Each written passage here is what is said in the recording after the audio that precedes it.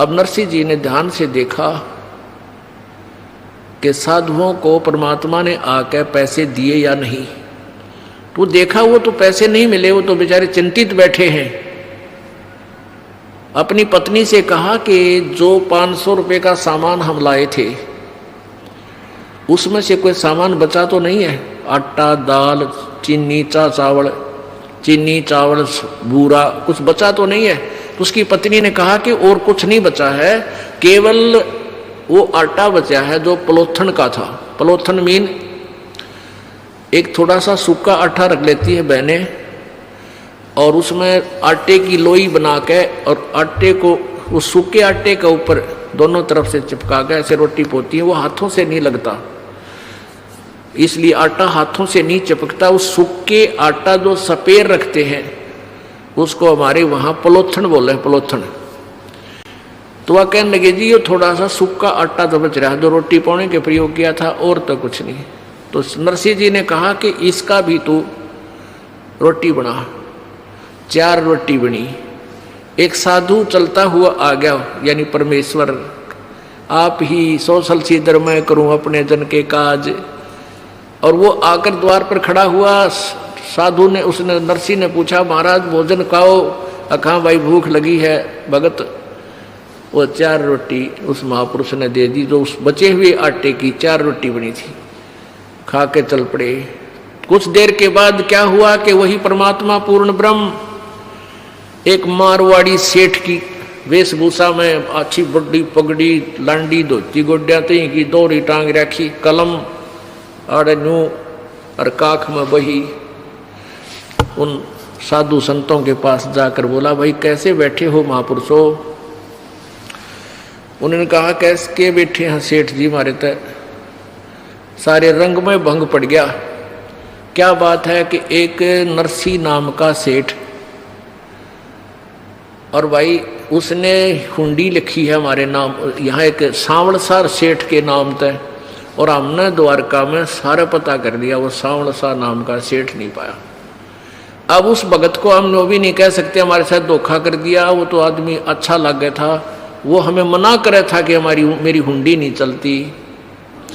और इतना भी हमें विश्वास है कि हमारे 500 रुपये सुरक्षित मिलेंगे उस महापुरुष के पास। पर भाई हमारा तो काम तो बिगड़ गया, हमने तो यहाँ चाहिए थे। तो सेठ बोला कि भाई मैं, वो परमात्मा बोले मैं हूं वो सेठ सांवल सा, और आजा भाई कौन सा नाट्य है इसमें? द्वारका में सांवल नाम का सेठ कोई ना, चल उनके सामने नोट गिनूंगा। एक चोर आए पल्ला बिछा, बोला कि बिछाओ चादर। जब भरे बाजार में सेठों की दुकान थी चारों तरफ, और वहां खड़े होकर गिने, 1 ले भाई, 2, 3, उन सेठा ने सुना के 4, 5, यानी 500 गिन दिए चांदी के काचे नोट, टन्ना टन पड़े। और सारा काशी आसपास के सेठ खड़े होकर देखे, रहे तो 500 रुपये कहाँ से दिया? और नरसिंह तो भाई कंगाल हो लिया, राज जी सेठ क्यों बावड़ा हो रहा है, इनको पैसे दे रहा है। तो परमात्मा ने कहा भाई नरसिंह जी तो कह दिए उसका दास हाजिर रहेगा, चाहे लाखों हुंडी भेज दे सारी दूंगा उसकी। बोलो सतगुरुदेव। फिर वो, अब क्या हुआ, एक दिन अब उसकी जो लड़की ब्याह रखी थी, उसकी लड़की की लड़की यानी दोती बयान जोगी होगी। अब पहले तो वो सेठ था, जब छोरी का ब्याह करा तो 1 नंबर का सेठ, दुनिया वाह वाह हो रही थी। और ईब आ गया बात का समय, कोई बालक नहीं, लड़का नहीं। अब वह लड़की आई अपनी लड़की की शादी के लिए बात न्योतन। जब झोपड़ी में माता पिता के पास रुकी तो नरसिंह कहने लगा बेटी मैं हूं निर्धन कंगाल, ना मेरे पास कोई दाम, पर आऊंगा बेटी मैं सुमरूंगा राम। अब लड़की चली गई। अब वो दिन निकट आया बात का। अब कोई साथी नहीं होता निर्धन का। सेठ था, जब तक सारे तैयार हो रहे थे, मैं भी चलूंगा थारे बात में, मैं भी चलूंगा बात में। और ईब कोई भी उसकी तरफ गांव नगर का साथ नहीं हुआ। अब उसने बैल मांगे किसी से। अब उधारी चीज गरीब ने आदमी या तो दिया नहीं करे, दिया करे तो कंडम दिया करे। एक ने एक से एक बैल मांग गया, एक से दूसरा बैल मांग गया, किसी से एक गाड़ी मांगी, बैल गाड़ी वैसी कंडम सी थी, खराब सी, ने बोला जोड़ ले जा भगत जी। अब उसके साथ कोई नहीं चला, 12 अंधे थे, वो उसके पास आते थे, बैठते थे, भगवान की चर्चा करते थे, आसपास के गांव से इकट्ठे हो जाते थे। वो कहने लगे नरसिंह हम चलेंगे भाई तेरे बेटी के धोती के बात में, चल पड़े। अब वो बैल ऐसे खराब से थे, कोई सा इधर खींच रहा है, एक इधर खींच रहा है, वह गाड़ी है सी टूटी फूटी सी, तर्रक मर्रक करती हुई चल रही है, बहुत ही स्लो स्पीड तय। उनको ऐसा लग रहा था कि इस स्पीड तय तो हम मेरे ख्याल में 1 हफ्ता भी नहीं जा सकते उस निश्चित स्थान पर। रास्ते में परमेश्वर आए और एक बढ़ई का रूप बना के, कारीगर का रूप बना के, एक अच्छा लंबा थैला टांग रखा, उसमें आरी नारी दिखे, नर हथौड़ी, छीनी हथौड़ी, और वो बरमे परमे सारे बसोले सारे ले रहा। और कहने लगा भाई गाड़ी वाले मुझे भी बैठा लो आपकी गाड़ी में, मैंने भी इधर जाना है। जहाँ जिस साइड में वो जा रहे थे उसी नगर का नाम ले दिया किसी निकट से का। अब नरसिंह बोला भाई गाड़ी में बैठन तो नाटता कोई ना, पर यह गाड़ी चल कोई ना, कति कंडम है, कति बेकार सी है ये, शायद हम तो पहुंचाएंगे कि ना पहुंचेंगे, आप भी दुखी होगे। तो वो कहने लगा परमात्मा कि मैं भाई मिस्त्री हूं, कारीगर हूं, और इसमें घना खराबी को ना मैं ठीक कर लूंगा इसने। अब सेठ नरसिंह बोला भाई बाबा सुन ले, कारीगर ठीक तो कर ले, पर मेरे पास पैसा देना नहीं हूँ, भगवान की महिमा सुना दूंगा तेरे को, भगवान के गुण गा दूंगा, गीत गा दूंगा, शब्द गा दूंगा, और मेरे पास लेन देन में कुछ कोई ना। भगवान बोला कोई बात ना भाई, मैं भी तो बैठ कर चलूंगा, मैंने पैसे की जरूरत को नहीं। अब वहां चले गए, वहां जाकर के वो बैठा दिए एक अलग से टूटी फूटी सी चौपाट में, क्यों कंगाल आदमी सेठ होता था, बढ़िया जगह धर्मशाला बुक कराते हुए, पता था उनको कंगाल हो लिया, बेइज्जती करेगा हमारी। अब नाई आ गया बुलान खातिर, बातियों आ जाओ भाई। अब वो अंधे कहने लगे नरसिंह ईब तो भाई बात बिगड़ेगी, वहां तो तेरी उंडी भगवान ने ले ली थी, अरे ईब तो ना आए भगवान, क्या बात होगी। नरसिंह बोला भाई उसकी लीला वो ही जाने, अब चलो चलना तो पड़ेगा, न्योता आएगा ही, बड़े बैठे बैठे करांगे के। द्वार पे जाके खड़े हो गए, उधर से समधन खड़ी होगी एक थाली लेके और लोटा लेके, के गालेगा इसमें करवे में। एक पड़ोसन आके बोली के गाली समझी ने तेरे समझी ने क्या डाला भात में, थाली में तेरी में। इन्हें बोली डले डाले, डले यू के में डालने जो गए रैश ने नाश कर दिया सारा, मेरी इज्जत का गाहक हो गया यू।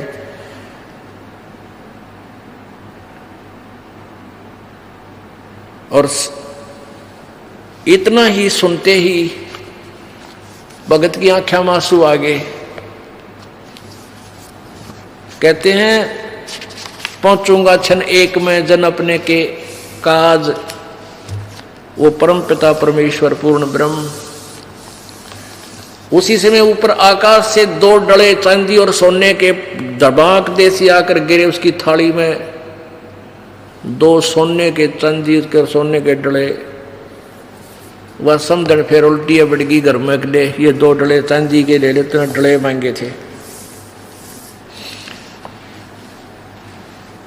और फिर कहते हैं ऊपर से लागे इसके रुपया की वर्षा होने, और फिर भगवान और दूसरा रूप बना के एक बैलगाड़ी जोड़ कर अलग से उसमें सारे जैसे उस समय जो भी दान दक्षिणा में दिया करते बहू बेटियां बहन बेटियों के लिए कपड़े, बढ़िया बढ़िया वाली साड़ी, बहुत अच्छे वो सितारे सतूरे लगाए हुए, वह एक गाड़ी भर के आके खड़े हो गए। अगले भाई नरसिंह जी ने भेजा है यो बात के लिए, सामान सारा उतार लो, तुम्हारा उतार लो, छोड़ के गाड़ी जाते रहे। अब क्या बताते हैं, नरसिला की हुंडी झाली सांवल सा कहाया, दोती का बात भया जब, दोती का ब्याह भया जब भात भरण को आया। अब कौन आया था? वो तो कृष्ण जी ने माना था, कृष्ण जी भर गया, बताइए कृष्ण जी कर गया, कृष्ण जी नहीं। जगत का पेखना पेख्या, धनी का नाम ना लेखा।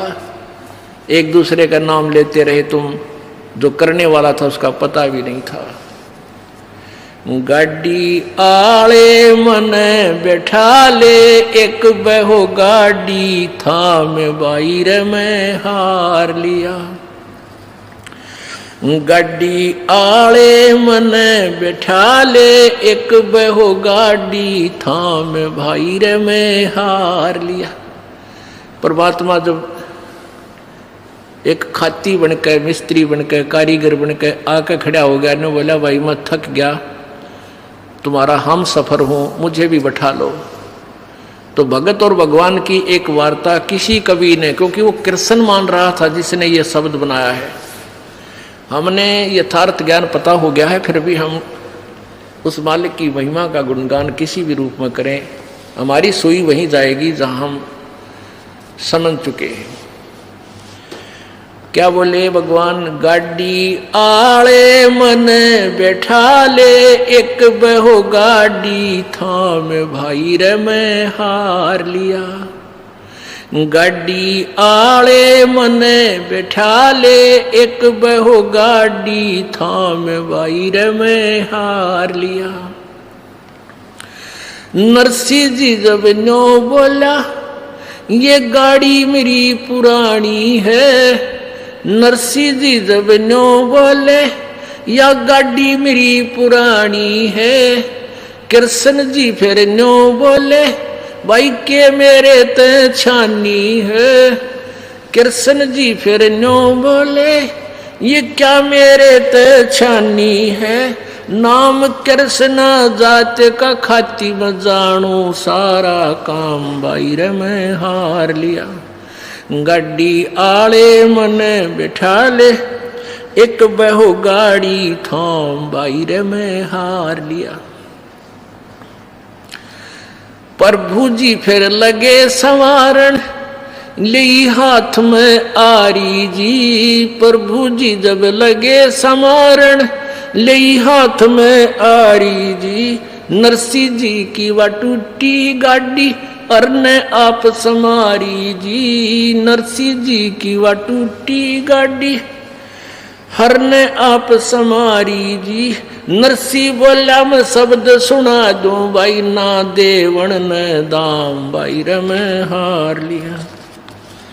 गाड़ी आले मन बैठा ले, एक बहो गाड़ी थाम बाहर में हार लिया। 16 सूरदास बैठे गाड़ी में, रटे राम की माला जी। 16 सूरदास बैठे गाड़ी में, रटे राम की माला जी। पवन समान गाड़ी चाली, जब भगवान बने गढ़वाला जी। पवन समान गाड़ी चाली, जब भगवान बने गढ़वाला जी। वो भक्तों के रखवाला जी, मनमोहन घन श्याम बाहर में हार लिया।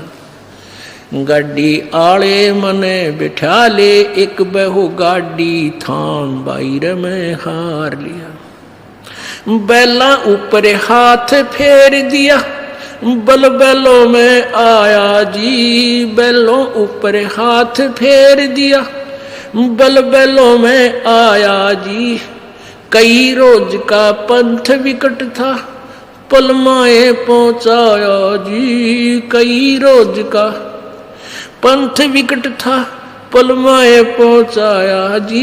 वो कृष्ण खाती चला गया भाई, कृष्ण तो प्रणाम भाई रे मैं हार लिया। गाड़ी आले मने बिठा ले, एक बहु गाड़ी थाम भाई रे मैं हार लिया। गाड़ी आले मने बिठा ले, एक बहु गाड़ी थाम भाई रे मैं हार लिया। कृष्ण तो रथवान बने, कबीर बने रखवाला जी। कृष्ण तो रथवान बने, कबीर बने रखवाला जी। सो सत जो सतगुरु के शरण आ गया, वो भगत जीत गया पाला जी। जो सतगुरु के शरण आ गया, वो भगत जीत गया पाला जी। भाई संत करे ना टाला जी, वे सारे सब विद काम भाई रे मैं हार लिया। गाड़ी आले मन बिठा ले, एक बहु गाड़ी थाम भाई रे मैं हार लिया। अब इस सारे प्रकरण का निष्कर्ष ये है कि दो प्रकार से मानव जीवन प्राप्त होता है। एक तो काकभूषण ने कई जन्मों में जाकर सेटिंग हुई इसकी, और नरसिंह जी पिछले जन्म से भी प्रभु की प्यारी आत्मा थी, पीछे भी भगत था। एक के पॉइंट पर समझ गया और सब कुछ न्यछावर कर दिया और अपना कल्याण उसी जन्म में करवा लिया। बोलो सतगुरुदेव। कबीर नौबत आपनी 10 दिन लो बजाए, ये परपटन ये गली भाई बहुर न देखो आए। जिनके नौबत बाजती मंगल बंदते बारे, एक हरि के नाम बिना वो गए जन्म सब हार।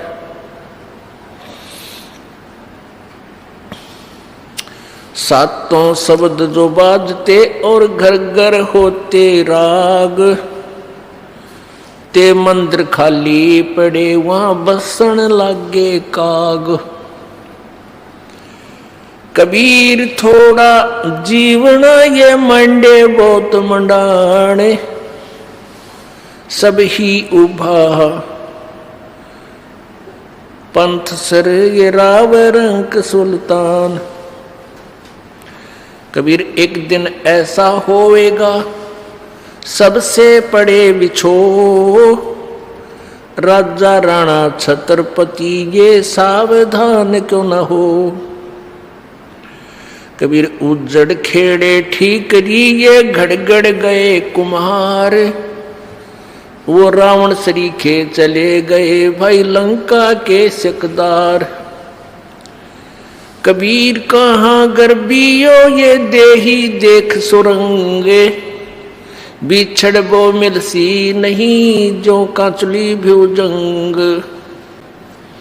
कबीर कहाँ गर्बियो इस जोबन की आस, केसु फूले द्विष चार फिर खंखर भये पलास। कबीर कहाँ गर्बियो ये ऊंचा देख आवास, काल पड़े भूलोटना तेरे ऊपर जमे घास। कबीर कहाँ गर्बियो ये चाम लपेटे हाड, एवर ऊपर छतर तल ये ते भी देवा खड्डे। कबीर कहाँ गर्बियो ये काल गह कर केश, ना जाने कित मारेगा भाई के घर के परदेश। कबीर ये संसार ऐसा है जैसा सिंबल फूल, दिन दस के व्यवहार को इस झूठे रंग न भूल। मौत बिसारी बावरे अतरज किया कौन, तन माटी में मिलेगा जो आटे में लोन। जामन मरण विचार करिए कूड़े काम निवारे, जिन पंथों तुझ चालना वो है पंथ संवार। कबीर सुपने रैन के ये उगड़ आए नैन, जीव पड़ा बहु भूल में, जागे तो लेन न देन। कबीर आज क काल क 5 दिन, तेरा जंगल होगा बासे। ऊपर ऊपर फेरेंगे ये ढोर, चुगेंगे घासे। परमपिता परमात्मा पूर्ण ब्रह्म, सारी सृष्टि के रचनहार, कुल मालिक कबीर देव, कबीर साहब, अल्लाहु अकबर, कबीर परमेश्वर, ये वो परमेश्वर है जो काशी शहर में, बनारस के अंदर सन 1398 संवत 1455 विक्रमी संवत 1455 ज्येष्ठ सुधी यानी जेठ उत्तरते की पूर्णमासी को लहर तारा तालाब के एक कमल के फूल के ऊपर शिशु रूप धारण करके प्रकट हुए। वे अपने सतलोक से चलकर आए और वहां से एक नीरू नीमा नाम के जुलाहा दंपति निसंतान थे। वो परमात्मा को, बालक रूप परमात्मा को, शिशु रूपधारी परमात्मा परमेश्वर को उठा ले गए। लीलावत परमात्मा उस जुलाहा वर्ण में बड़े हुए, फिर जुलाहे का कार्य करने लगे, इसलिए कबीर जुलाहा नाम से प्रसिद्ध हुए। वो परमेश्वर पूर्ण ब्रह्म है, सारी सृष्टि के रचनहार हैं, कुल के मालिक हैं।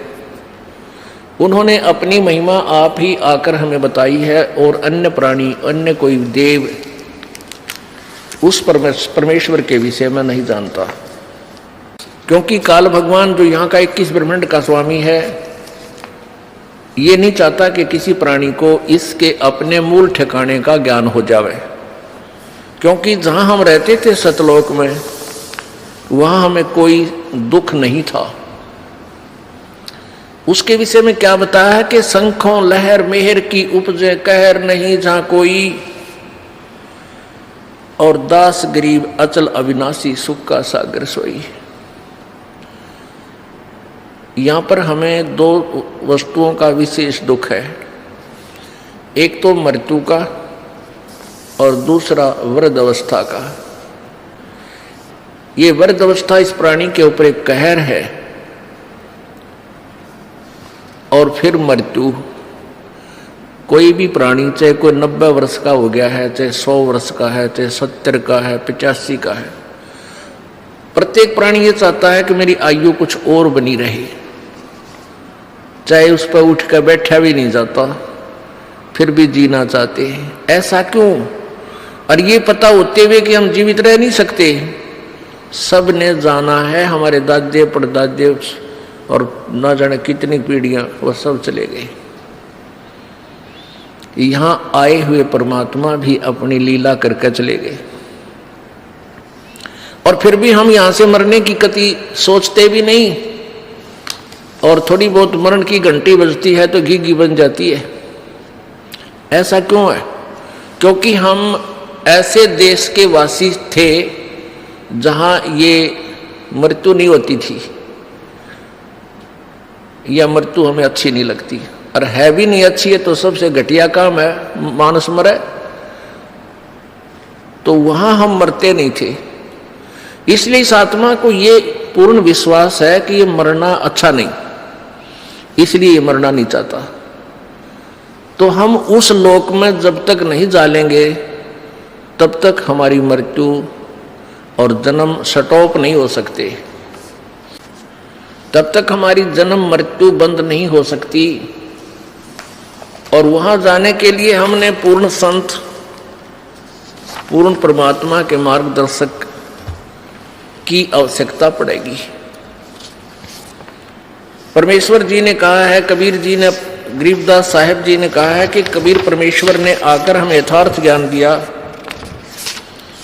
और इन नकली गुरुओं ने परमात्मा के वास्तविक ज्ञान को बिल्कुल समाप्त कर दिया, खत्म कर दिया। उस परमेश्वर ने अपनी जानकारी आप ही आकर हमें बताई है, उसके विषय में प्रत्येक सदग्रंथ एक ही समर्थन करता है कि परमात्मा पाने के लिए सबसे पहले गुरु की आवश्यकता होती है,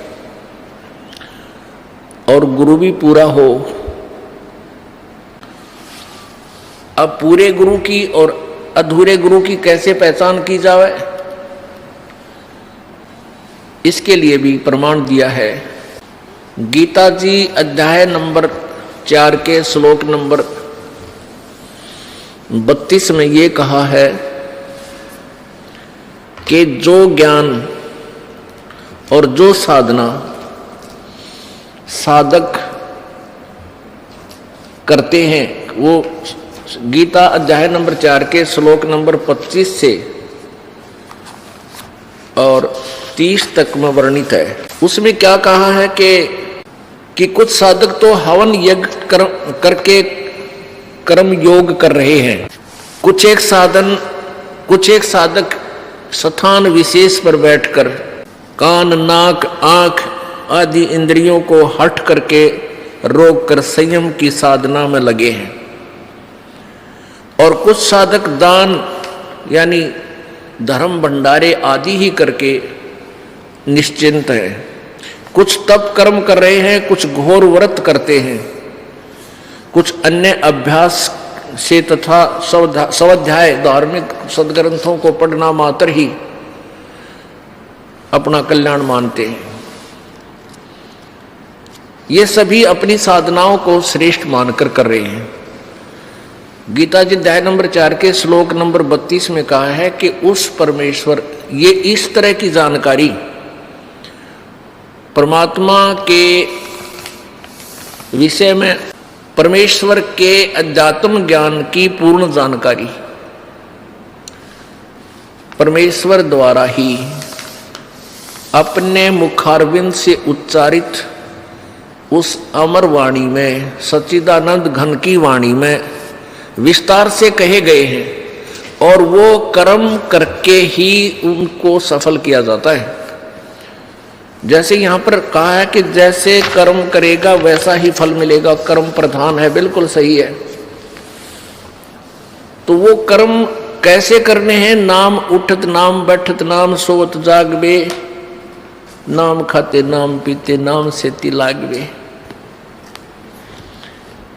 आपको गीता जी अध्याय नंबर 4 का और श्लोक नंबर 32 दिखाते हैं।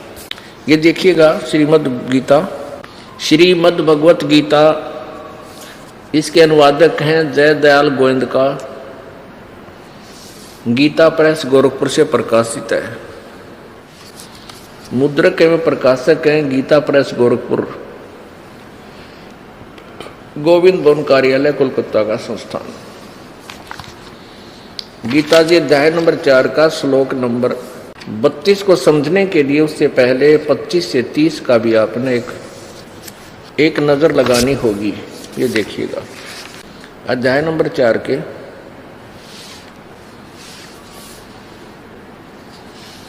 और श्लोक नंबर ये 25 है, यहां नीचे ये 25 है।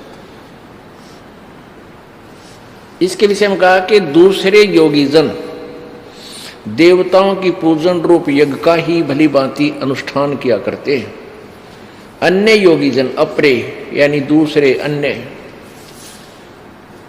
ब्रह्म अग्नौ, परब्रह्म परमात्मा रूप अग्नि में अभेद दर्शन रूप यज्ञ के द्वारा ही आत्म रूप यज्ञ का हवन किया करते हैं। ब्रह्म अग्नु का अर्थ है कि परमात्मा पाने के लिए लगी लगन रूपी अग्नि में जैसी भी साधना उनको मिली उसी को करके वो लगे रहते हैं, उसको करते रहते हैं। 26 में कहा कि अन्य योगीजन श्रोत्र यानी कान आदि समस्त इंद्रियों को संयम रूप अग्नि में हवन किया करते हैं, और दूसरे अन्य दूसरे शब्द आदि समस्त विषयों को इंद्रियों रूप अग्नि में हवन किया करते हैं। दूसरे योगीजन इंद्रियों की संपूर्ण क्रियाओं को और प्राणों की समस्त क्रियाओं को ज्ञान से प्रकाशित आत्म संयम रोग योग रूप अग्नि में हवन करते हैं। 28 में कई पुरुष द्रव्य संबंधी यज्ञ करते हैं। द्रव्य संबंधी यानी धन से होने वाले यज्ञ, धार्मिक भंडारे आदि, और कुछ तपस्या रूप यज्ञ करते हैं, यानी तपस्या रूपी अनुष्ठान करते रहते हैं। और दूसरे कितने ही योगीजन यज्ञ करने वाले हैं, योग रूप यानी योग साधना ही करते हैं, आसन वगैरह करते रहते हैं। जैसे कि तक कार रोक दी, कि तो छाती पर श्रिया मोड़ दिया, इस तरह की कोविड में लागे रहते हैं। और कितने ही अहिंसा आदि तीक्ष्ण व्रतों से युक्त, जैसे मुंह पर पट्टी बांध कर नंगे पैरा घूमना, शाम दिन सुबह पाछे रोटी नहीं खानी, इस तरह के जो अनुष्ठान करते हैं ये जैनी लोग करते हैं। उनके विषय में कहा कि कुछ ऐसे ही लगे रहते हैं। अहिंसा आदि तीक्ष्ण व्रतों से युक्त यतनशील पुरुष स्वाध्याय रूप ज्ञान यज्ञ करने वाले हैं। स्वाध्याय भी करते हैं, अपना नित्य पाठ करते हैं कुछ। 29-30 में कहा है कि दूसरे कितने ही योगी जन अपान वायु में प्राण वायु को हवन करते हैं, जो श्वास की क्रिया को प्राणायाम आदि करते हैं। और दूसरे वैसे ही अन्य योगीजन प्राण वायु में अपान वायु को हवन करते हैं। अन्य कितने ही नियमित आहार यानी अल्पाहारी रहते हैं, थोड़ा खाते हैं करने वाले। प्राणायाम प्रायण पुरुष प्राण और अपान की गति को रोककर प्राणों में ही हवन किया करते हैं। ये सभी साधक यज्ञों द्वारा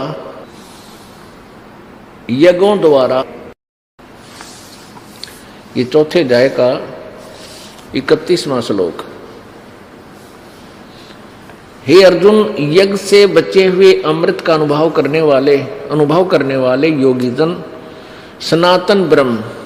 सनातन परमात्मा को, इन्होंने परम ब्रह्म लिखा, परब्रह्म, सनातन परमात्मा यानी अविनाशी परमात्मा को प्राप्त होते हैं। यज्ञ करने वाले पुरुष के लिए, यानी जो साधना करते नहीं, भक्ति नहीं करते, उनके लिए तो यह मनुष्य लोक भी सुखदायक नहीं है, तो परलोक कैसे हो सकता है। अब 32 में कमाल किया है। इस प्रकार की बहुविधा यज्ञ, जैसे अभी 25 से लेकर 30 तक तुमने सुना है, पर बड़ा है, इस तरह की बहुत प्रकार की यज्ञ यानी धार्मिक क्रियाएं इन्होंने यहां गलत कर दिया है। ब्रह्मण माने वेद कर दिया, ये अनुवाद गलत है। ब्रह्मणे मुखे सच्चिदानंद, ब्रह्मण का अर्थ है सच्चिदानंद परमात्मा यानी पूर्ण ब्रह्म की वाणी में विस्तार से कहे गए हैं। उन सबको मन इन कर्म जान माने कर्म करके, काम करते करते, क्रिया करके ही वो संपन्न होने वाले हैं, वो कर्म से होते हैं। इस प्रकार तत्व से जानकर उनके अनुष्ठान द्वारा कर्म बंधन से सर्वथा मुक्त हो जाएगा, यानी पूर्ण मोक्ष होगा। अब ये इन्होंने ऐसा अड़ंगा कर रखा है बीच बीच में अनुवाद का, किसी प्रकार भी सुलटने में नहीं आवे। ब्रह्मणे का अर्थ कर दिया वेद की वाणी, ब्रह्मणे मुखे। अरे मुख माने तो मुख बालक भी बता देगा। और ब्रह्मणे का अर्थ इन्होंने 17वें अध्याय के 23वें श्लोक में स्वयं ही किया है। ये देखो अध्याय नंबर 17 और श्लोक नंबर 23 में क्या कहा है। ओम तत्सत इति निर्देश ब्रह्मणे त्रिविध समृतः ब्राह्मणा तेन वेदा च यज्ञा च विहिता पुरा। इन्होंने क्या अनुवाद किया है, इन्हीं का अनुवाद पढ़िए। ओम तत्सत, ऐसे यह 3 प्रकार का, ब्रह्मण माने सच्चिदानंद घन ब्रह्म का निर्देश माने नाम, समर्थ माने कहा है। ये देखिए, ओम तत्सत इति निर्देश ब्रह्मण त्रिविध समर्थ। इसका सीधा अर्थ बनता है कि ओम तत्सत इति माने यह, नथिंग एल्स, यही, ब्रह्मण माने पूर्ण परमात्मा, सच्चिदानंद घन परम अक्षर परमेश्वर की भक्ति का ओम तत्सत, यह 3 नाम का एक मंत्र है। इसको त्रिविध समर्थ है। इसका सिमरण भी 3 प्रकार से होता है। इसका निर्देश है, निर्देश माने डायरेक्शन, फाइनल ऑर्डर, आदेश एंड निर्देश। और इसके निर्देश का अर्थ होता है नथिंग एल्स, ये यही करना है और कुछ नहीं, बस इसको निर्देश कहते हैं। और ब्राह्मणा माने विद्वान पुरुष, 3 वेदा इस ज्ञान के आधार पर सृष्टि के प्रारंभ में ऐसे ही अपनी साधनाएं किया करते थे। अब ब्रह्मणे का अर्थ सच्चिदानंद घन ब्रह्म है, हमने यहां से इतना ही लेना है। अब आइए फिर अपने उसी मूल स्थान पर, अध्याय नंबर 4 का श्लोक नंबर 32। इस प्रकार बहुत तरह के यज्ञ यानी धार्मिक अनुष्ठानों की जानकारी ब्रह्मण यानी सच्चिदानंद घन की वाणी में, बस हम इसको ऐसा ही कह दे, क्योंकि मुख्य का अर्थ है मुख अरविंद से उच्चारित, मुख से बोले गए वचन, अमृत वाणी, उस सच्चिदानंद घन की वाणी में यानी कबीर वाणी में विस्तार से कहे गए हैं। ब्रह्मण माने सच्चिदानंद घन की वाणी में विस्तार से कहे गए हैं। उन सबको तू कर्म जान, यानी कर्म के द्वारा ही संपन्न होने वाले जान, यानी कार्य करते करते वो करके पूरे होंगे। जैसे आप प्रणाम करते हो, साधना कर, धर्म करते हो, भंडारा करवाते हो, सेवा करते हो, फिर सिमरण करते हो।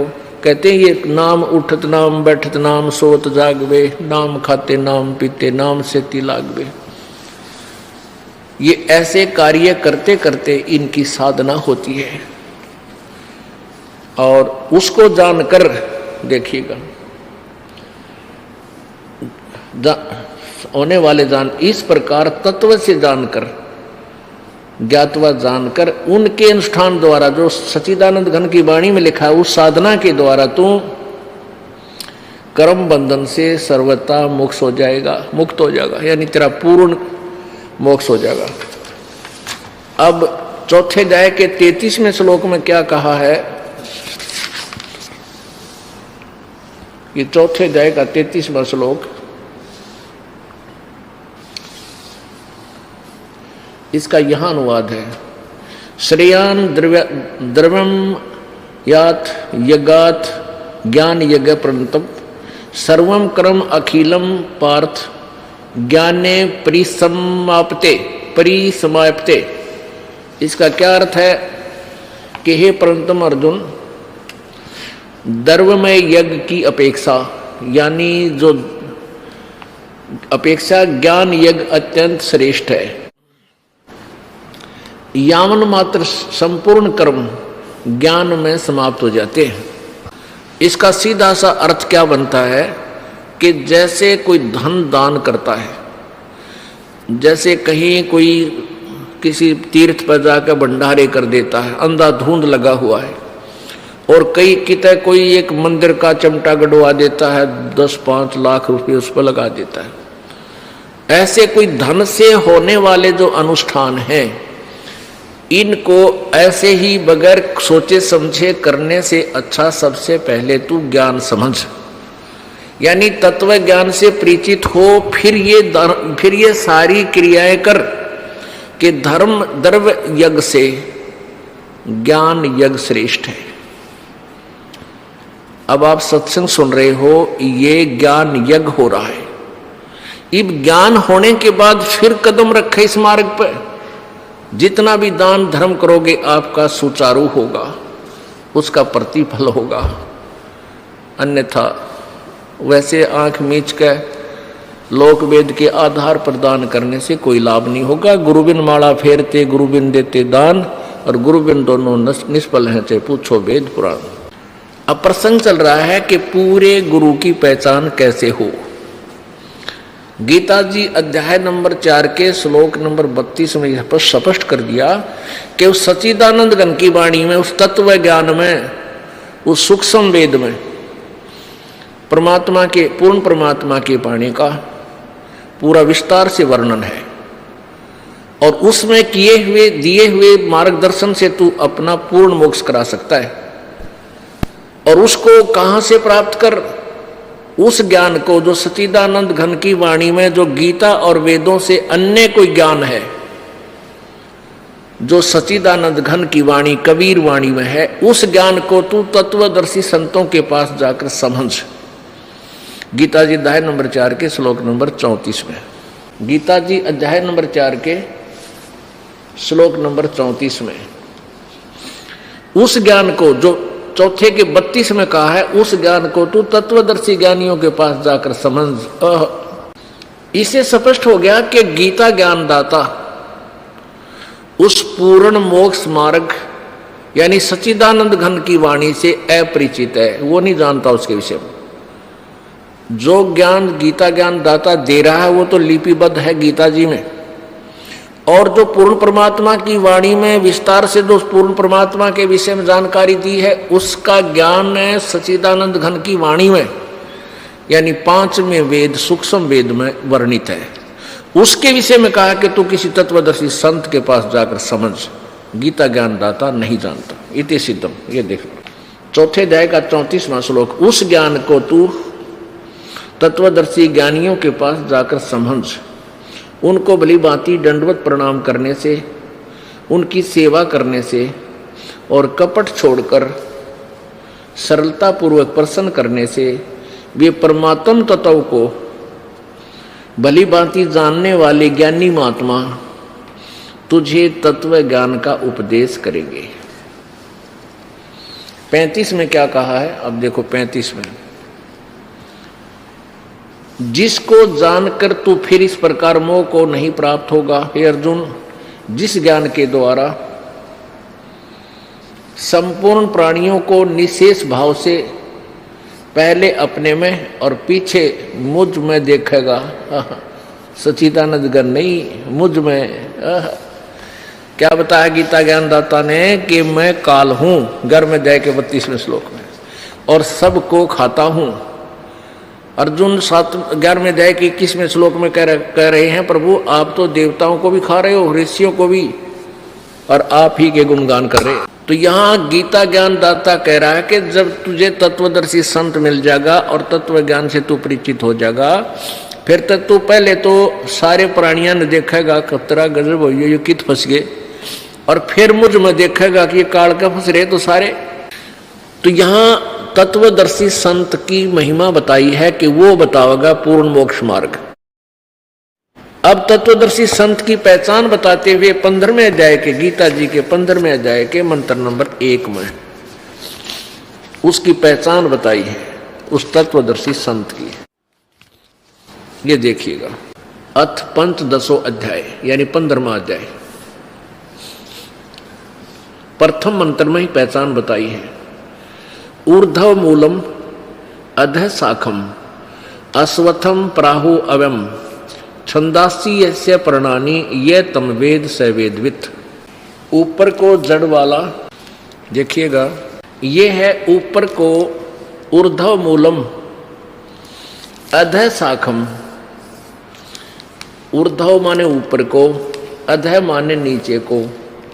ऊर्ध्व मूलम अधः शाखम अश्वत्थम प्राहु अवम, ये एक उल्टा लटका हुआ पीपल का वृक्ष रूपी संसार समझो।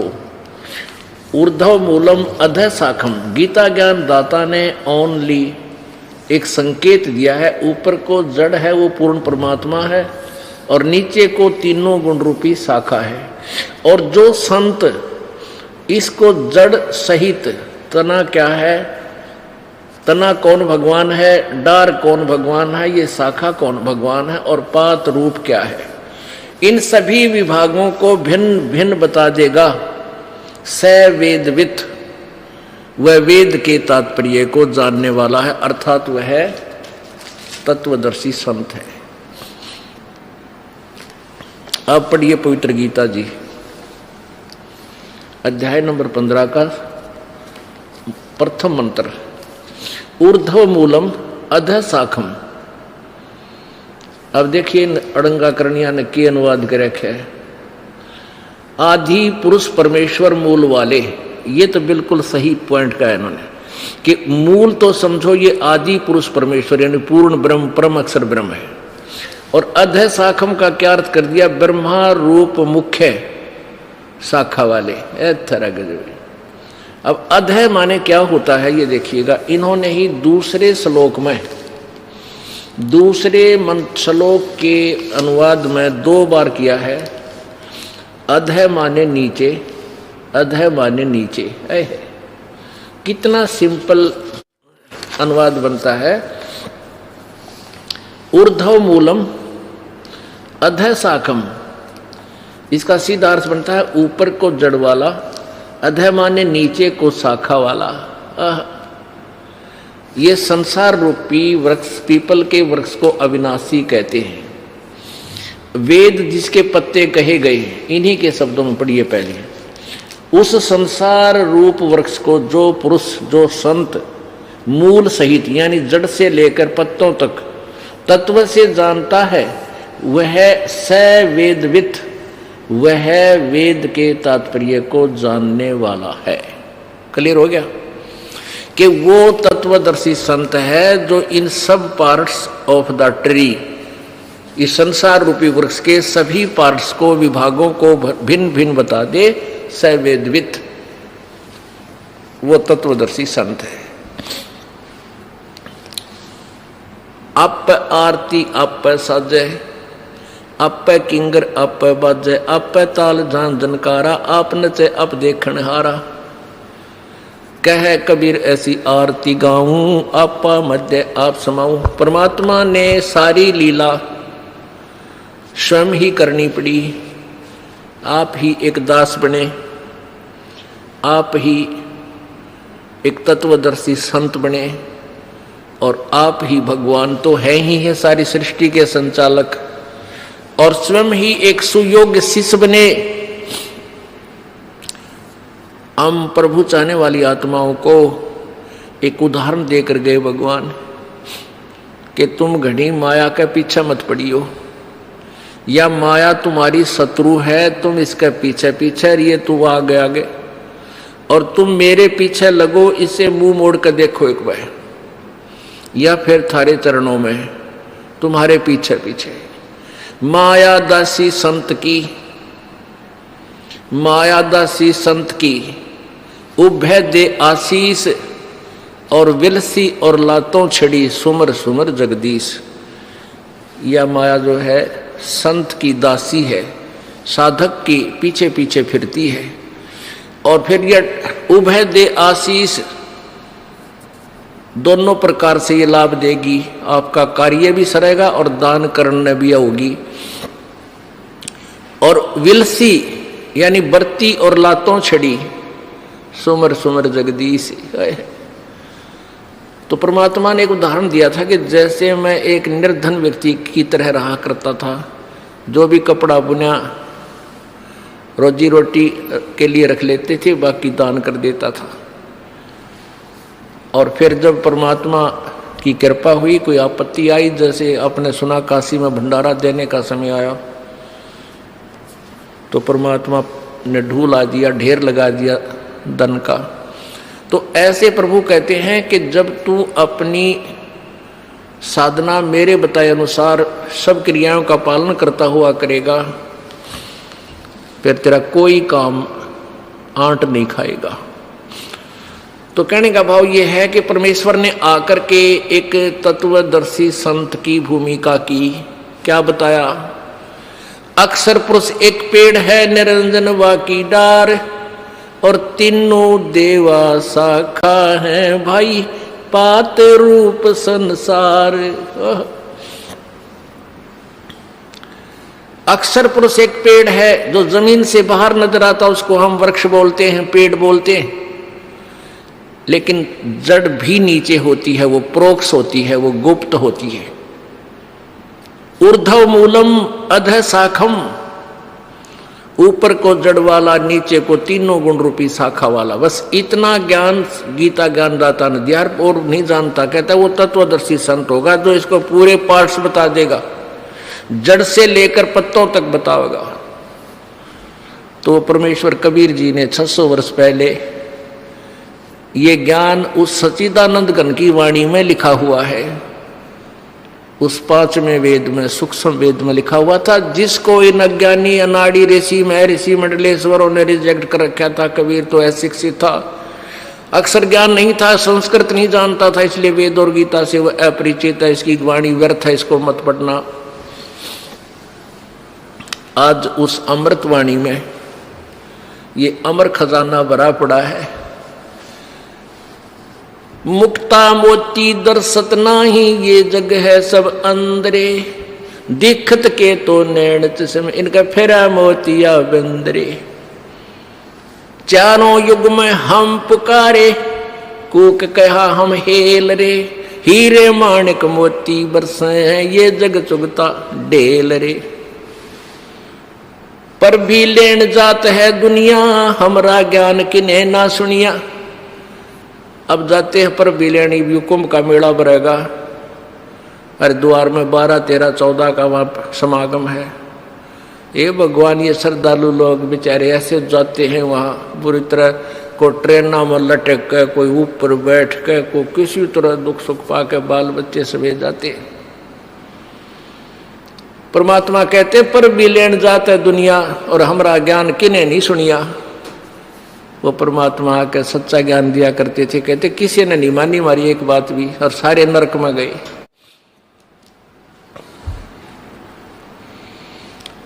ऊर्ध्व मूलम अधः शाखम। अब देखिएगा इसको, ये संसार रूपी वृक्ष देखिएगा, ये संसार रूपी वृक्ष है परम अक्षर ब्रह्म, पूर्ण ब्रह्म परमेश्वर, ये जड़ है परम अक्षर ब्रह्म मूल, और ये है अक्षर, ये परब्रह्म, ये परम अक्षर ब्रह्म, ये अक्षर ब्रह्म भी कहते हैं, इसको अक्षर पुरुष भी कहते हैं, परब्रह्म भी कहते हैं। तना समझो, ये अक्षर ब्रह्म, और जड़ है परम अक्षर ब्रह्म, और ये है सर ब्रह्म। सर, हम अपनी संत लैंग्वेज में इसको क्षर ब्रह्म बोलते हैं, सुनान खातिर, सुना ठीक तजा, इसने बोला सर, सर क्षर, यानी अक्षर ब्रह्म है। ये है ब्रह्म कहो तो अक्षर ब्रह्म कहो, अक्षर ब्रह्म कहो। ये है डार इसकी, और इस डार के 3 शाखा हैं, रजगुण ब्रह्मा, सतगुण विष्णु, तमगुण शिव जी, और पात रूप संसार। अक्षर पुरुष एक पेड़ है, देखिएगा इसे ऊपर ऊपर, अक्षर पुरुष एक पेड़ है, ये अक्षर पुरुष, और निरंजन वा की डार, ज्योति निरंजन ये काल, इसकी डार है। तीनों देवा शाखा हैं, ये पात रूप संसारे। ओए होए, कितना क्लियर कर दिया मालिक ने। और ये मूल कौन है? ये स्वयं कबीर परमेश्वर है, पूर्ण ब्रह्म है। अब फिर पढ़िए गीता जी, अथ 15वां अध्याय,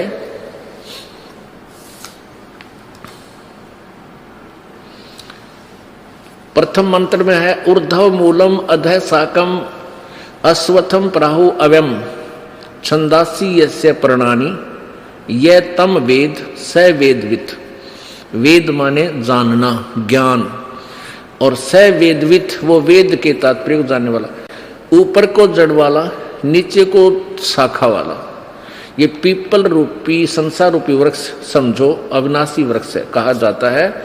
और छंदासी यस्य प्रणानी ये तम वेद, आप आसानी से समझ सकते हो क्योंकि आप नागरी लिपि से परिचित हैं। छंदासी माने छंद होते हैं विभाग, अलग अलग विभाग, जिसके पत्ते आदि सभी जिसके जो विभाग हैं उसको ये तम वेद, जो उनको जानता है। वेद माने जानना, स वेदवित वो वेद के तात्पर्य को जानने वाला है। नमस्कार। सच साहिब जी। क्या नाम है जी आपका? मेरा नाम परमीत कौर चंडोक है। परमीत जी, कहाँ से आए हैं आप? मैं मुंबई से आई हूँ, महाराष्ट्र से। क्या करते हैं आप? सर नमस्कार। सत साहेब जी। सर क्या नाम है आपका?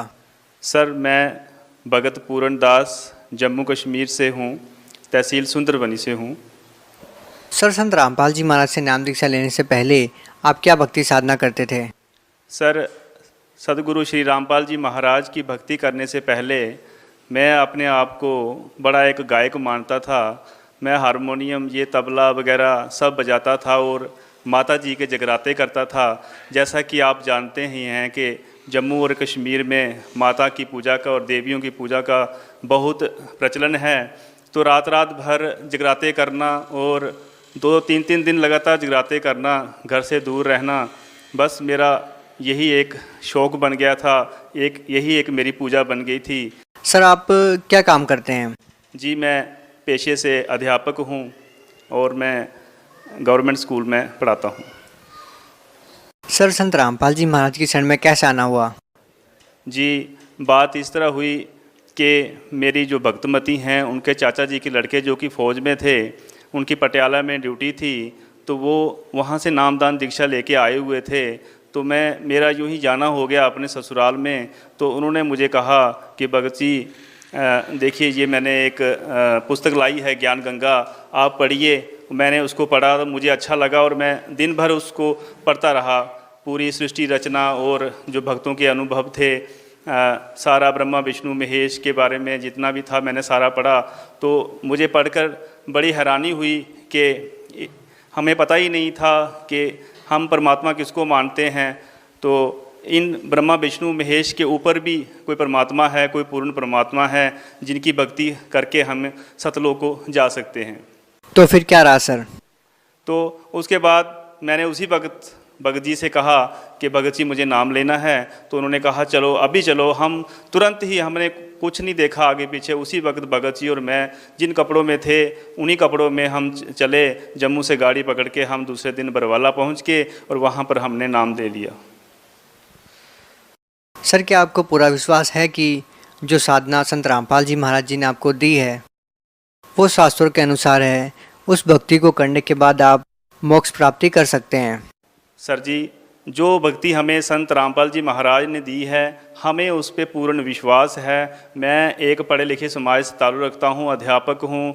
बिना देखे बिचारे भी मैं कोई कदम नहीं उठा पाता हूँ। मैंने उन बातों को जो संत रामपाल जी महाराज ने हमें ज्ञान गंगा में बताई, जहाँ हमें सत्संग में बताई, उन सबको मैंने मिला के देखा। मैंने गीता को देखा, जो भी शास्त्र मेरे पास थे मैंने उनमें सबको मिला के देखा। तो मैंने पाया कि ये बिल्कुल सत्य बात है और यही एक विधि है, यही एक भक्ति है पूरे ब्रह्मांड में जिसके द्वारा हम सतलोक को प्राप्त कर सकते हैं।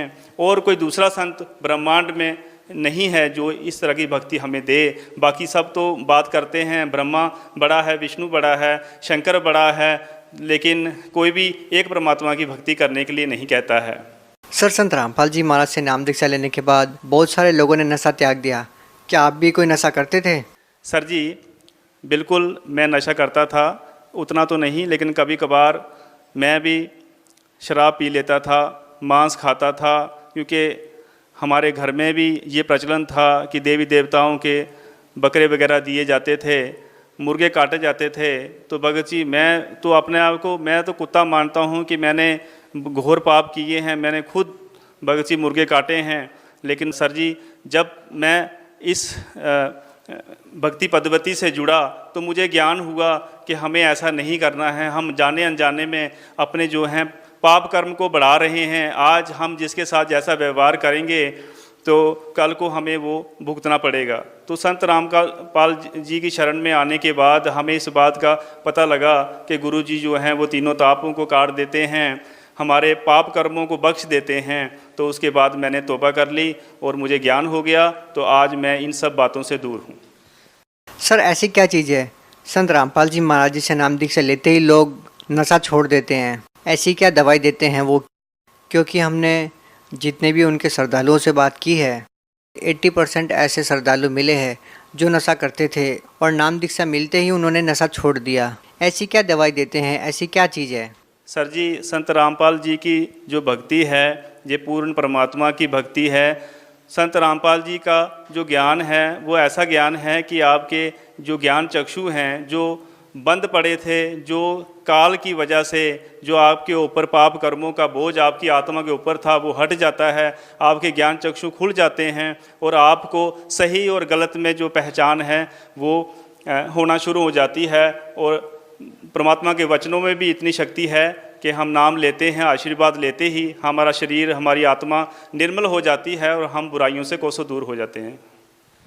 सर, आप एक अध्यापक हैं, आपने बहुत सोच समझकर संत रामपाल जी महाराज जी को अपना गुरु बनाया होगा। संत रामपाल जी महाराज जी के बारे में जैसा कि पिछले कुछ सालों से सुनते आ रहे हैं कि उनके ऊपर आरोप लगे हैं, वो जेल में है। सर, आपका क्या मानना है संत रामपाल जी महाराज जी के बारे में? आपके विचार क्या है? देखिए भगत जी, आज जैसा कि हम जानते हैं सर जी, हम जानते हैं कि हर तरफ लूट और खसूट मची हुई है। हर कोई जो है वो धन कमाने की लालच में बैठा हुआ है, चाहे वो कहीं से भी आए, किसी तरीके से भी आए, किसी को बेवकूफ़ बना के ही आए। तो जो भगत समाज है उन्हें तो पूर्ण परमात्मा चाहिए, उन्हें तो भक्ति चाहिए। तो ये लोग नकली लोग हैं, ये जो नकली गुरु हैं, ये इन सब भक्तों के भोलेपन का फ़ायदा उठाकर इनको बेवकूफ़ बनाते हैं और सही भक्ति मार्ग न देकर कहीं गलत रास्ते पे लगा देते हैं जिसका कोई लाभ नहीं है। तो हमारे जो सदगुरु रामपाल जी महाराज हैं उन्होंने हमें एक अच्छी भक्ति दी, एक ऐसी भक्ति दी जिससे हम मोक्ष प्राप्त कर सकते हैं। तो जब सभी भक्त जो थे, बाकी जो जब उन्होंने देखा, जब उन्होंने तुलना की बाकियों के मुकाबले में कि ये ज्ञान क्या है और वो बाकी जो उनके गुरु हैं वो क्या ज्ञान दे रहे हैं, तो सभी संगत जो है संत रामपाल जी महाराज के साथ जुड़ने लगी। तो ये उन लोगों से गवारा नहीं हुआ, तो उन लोगों ने षड्यंत्र करना शुरू कर दिया जिसमें उन्होंने सरकार को भी मिलाया। तो सबको मिला के उन्होंने षड्यंत्र करके गुरु जी को फंसाया।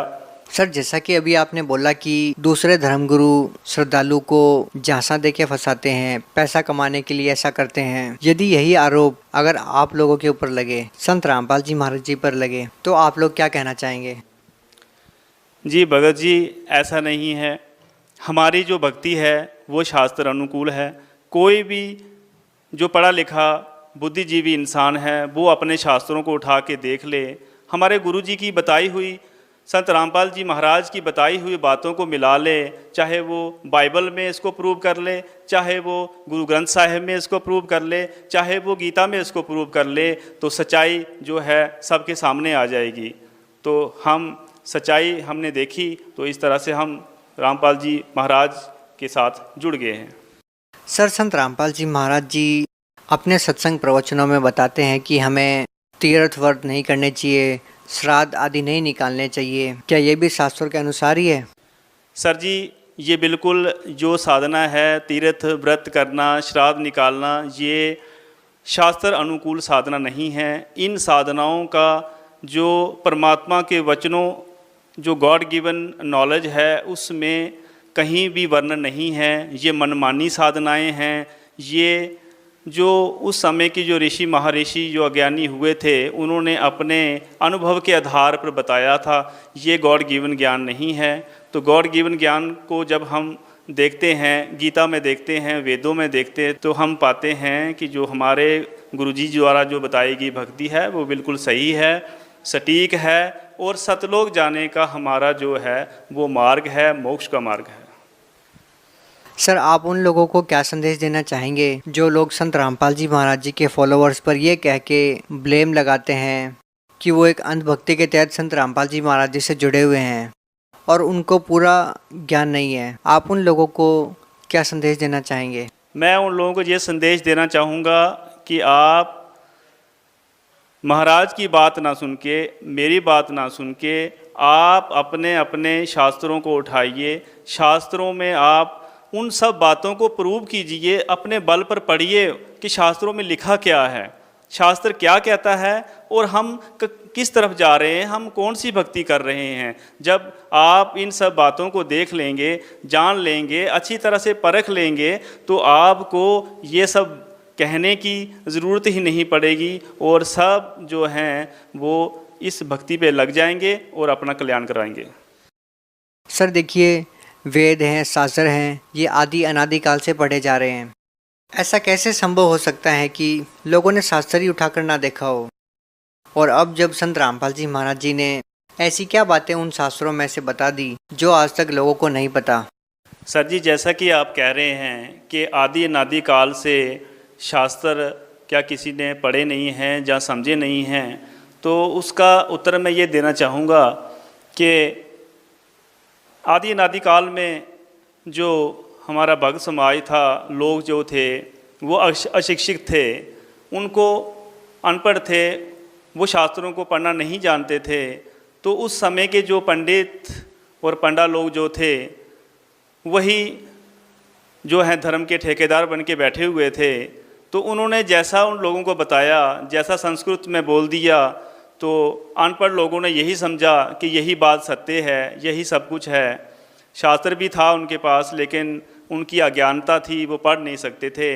तो आज ये टाइम है कि लोग पढ़े लिखे हैं लेकिन शास्त्र पढ़ने का किसी के पास समय नहीं है। दूसरी विद्याओं में, दूसरी पढ़ाइयों में लोग लग गए हैं। कोई पदवी के लिए कोशिश कर रहा है, कोई पदवी पा चुका है। तो मैं ये कहना चाहूँगा कि आज आप पढ़े लिखे हैं, शास्त्र आपके पास हैं, तो आप उन शास्त्रों को खोल के देखिए, उनको पढ़िए।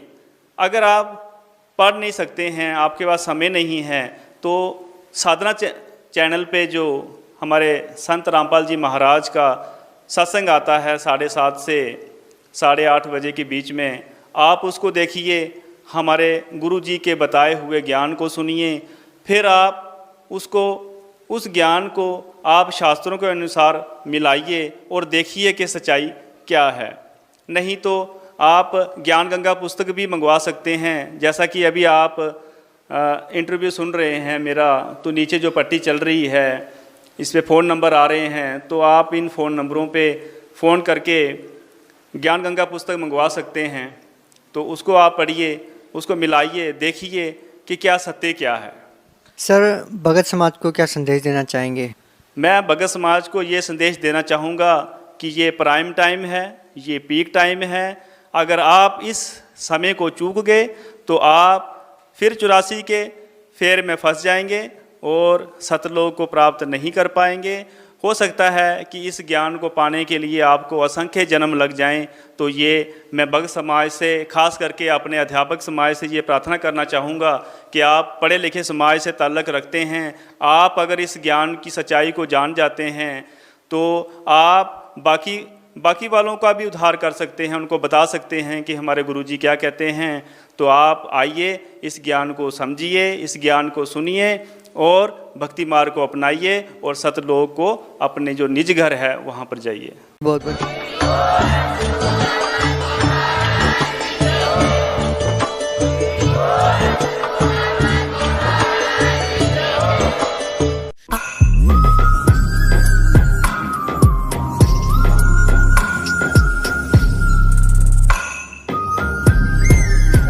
क्यों मोह ममता में सोए, मोह ममता में सोए जग